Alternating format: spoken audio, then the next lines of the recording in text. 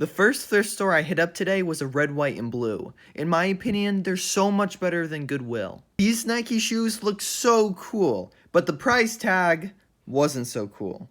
Also, they didn't have a tag, so for all that I know, they could be fakes. Then I found these women's Hoka running shoes. Used Hokas hold a ton of resale value and sell really well on eBay. Also, since they were barely used and had a really unique design, I picked them up. I've seen so many YouTube videos where people make a lot of money finding tennis rackets, but knowing my luck, that didn't happen. The racket's handle was actually coming off, as you can tell by my finger, so it was basically garbage. This set was taped closed, so I had no idea what was actually in it. By shaking it, I could tell around half the pieces were missing. Since this set new goes for well over $100 on eBay, for only $5, I took the gamble. I kid you not, there was literally a million different hats in this store.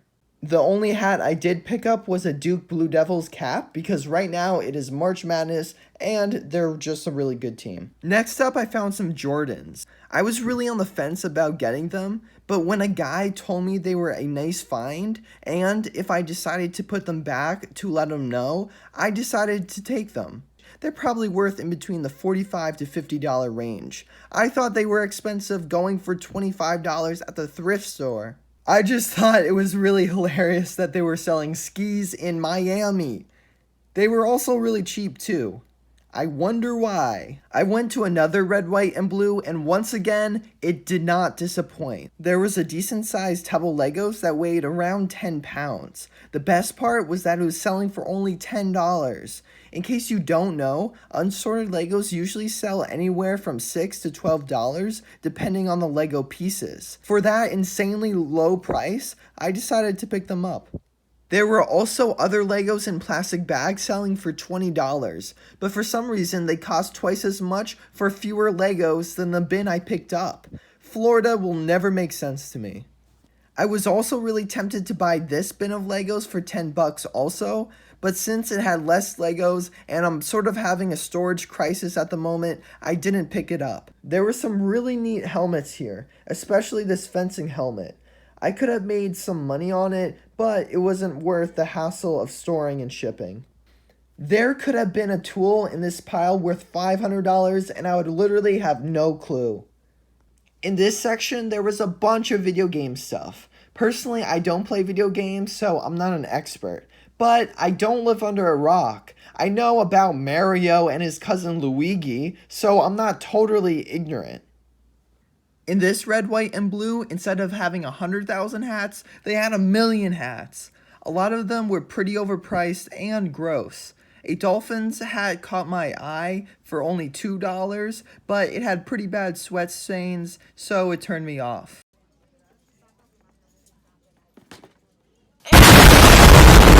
I saw another pair of Jordans, so I didn't hesitate to check them out.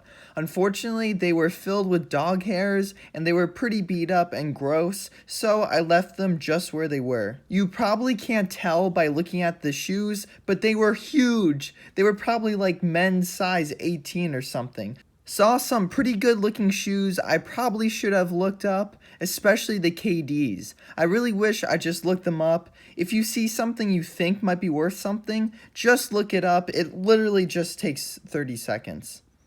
Next, I found some golf clubs, some of which were actually made of wood, which is pretty cool. I probably should have stopped looking at them because I don't know anything about golf clubs. The last thrift store I went to was a Goodwill. The stuff there was absolutely terrible, but besides that, two interesting things happened. One, for some reason, in late March, they were playing Jingle Bells on the speakers.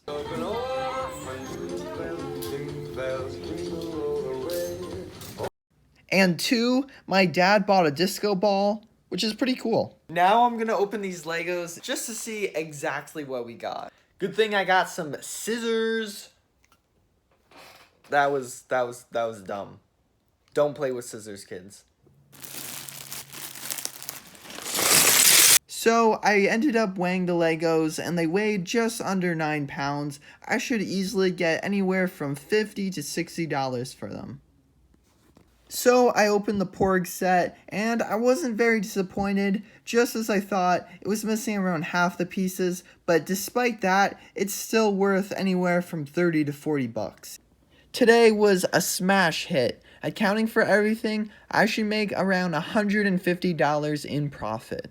If you enjoyed this video, click here to watch me go to the Goodwill bins and battle people for the best deals. I promise you won't be disappointed, like my parents are with me.